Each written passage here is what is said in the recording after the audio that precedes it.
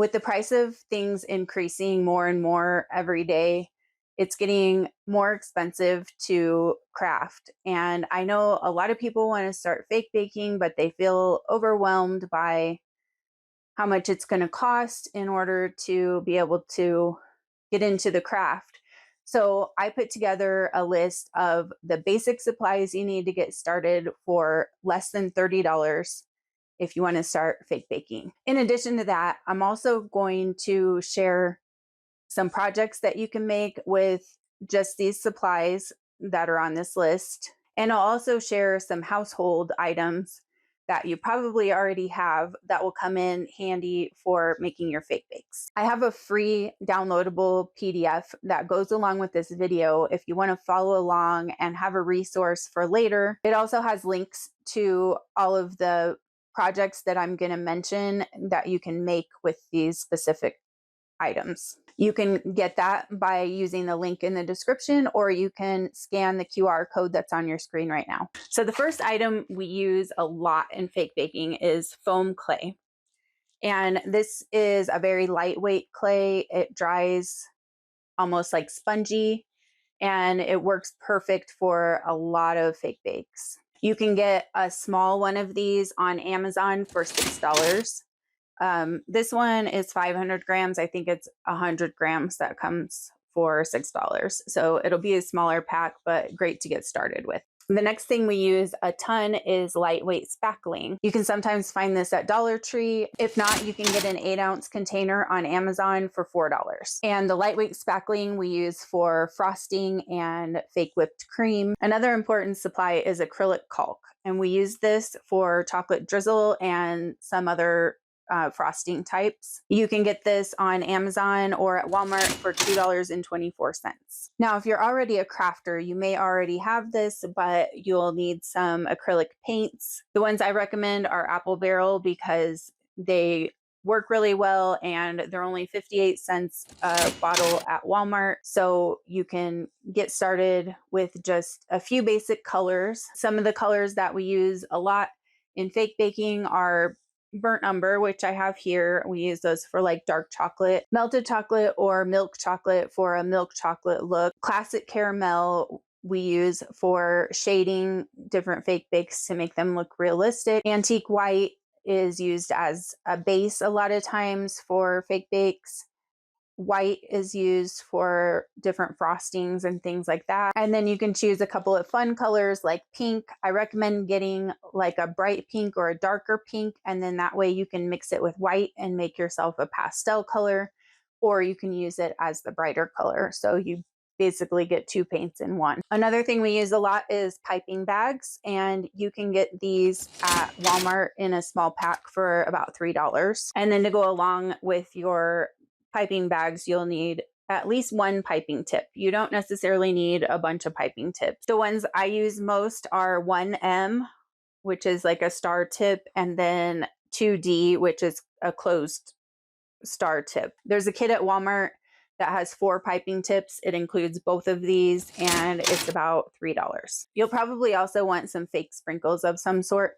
These are clay sprinkles. You don't want to use real sprinkles because they will bleed into your fake whipped cream. So these you can get on Amazon for about $6. They're also available on Etsy in a variety of colors, but you usually have to pay shipping on Etsy, so it'll probably end up costing a little more. Another thing that's budget friendly that you can use as sprinkles are these vase filler, and you can get these at Dollar Tree.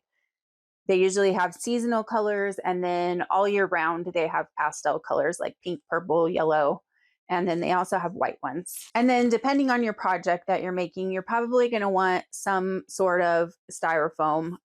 The styrofoam balls can be used as cupcakes. They can also be cut in half and used as a base for a mug topper so that your whipped cream stands up better. The foam discs are great for stacking to make cakes. So you can get both of these at Dollar Tree. And that brings us to a total of $29.22 to get started fake baking. So with these supplies, you can make a lot of projects. You can make different kinds of cookies, donuts, ice cream cones, ice cream sandwiches. You can also make mug toppers, lollipops, different kinds of candy like taffy or candy corn. You can create different types of fruits like lemons, blackberries, blueberries, and strawberries. They're also great for making macarons, s'mores, cinnamon rolls, and funnel cake. You can also use these same supplies to craft biscuits, fortune cookies, cake pops, chocolate pretzels, and marshmallows. So there are some common mistakes that I see with people who are beginning to fake bake. And one of them is with the lightweight spackling. A lot of times it might come in the container either too wet or too dry.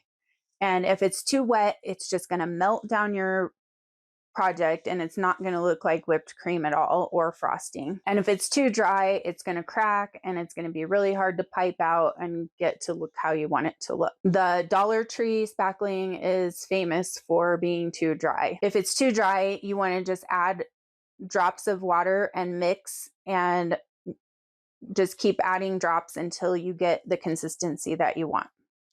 If it happens to be too wet in the container, or if you add too much paint and it gets too goopy, then you can add either cornstarch or baby powder and just thicken it up a little bit until you get the right consistency.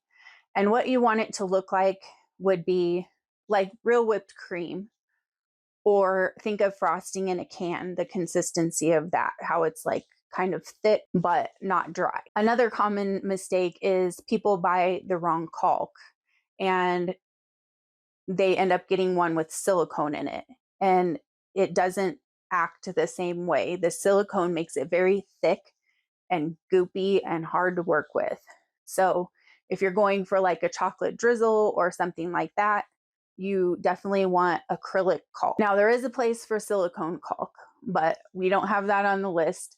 And that we just use for things like jelly or jam. So I mentioned before that there were some things around your house that you could use for fake baking that'll help you out. Mugs and mason jars make great containers for your fake bakes. Also, empty candle jars can be great containers for your fake bakes. And there's a brand of yogurt called Oui, and they use glass containers. So if you happen to eat that kind of yogurt and you have those, instead of throwing them away, you can use those. They'd be cute to make like a parfait or something like that in. You can save your fast food cups and containers so you can replicate your favorite fast foods. So think like Starbucks cups. You can make your latte or frappuccino.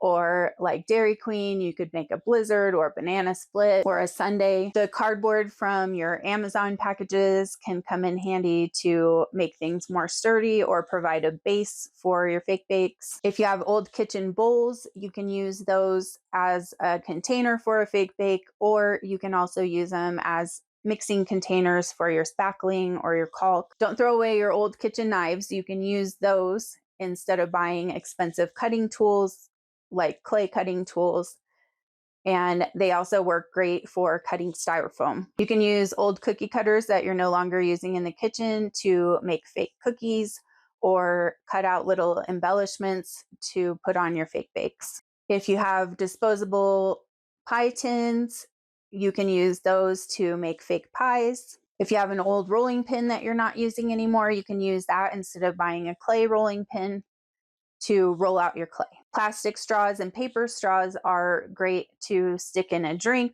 or to use as sticks for lollipops and cake pops. And the same with wooden skewers. You can use those also as sticks for lollipops and cake pops and popsicles. I use toothpicks a lot of times to texture my clay when I'm trying to make like a cake texture or give something a realistic texture. Also, I use them to press down my sprinkles in whipped cream to keep from sticking my fingers in my project. I also use toothbrushes to texture my fake bakes. If you found this video helpful, please hit the like button and leave me a comment below. Let me know what was helpful for you. And don't forget to download that PDF if you want a resource that you can go back and see what I mentioned here in this video. Thank you so much for watching, and I'll see you next time.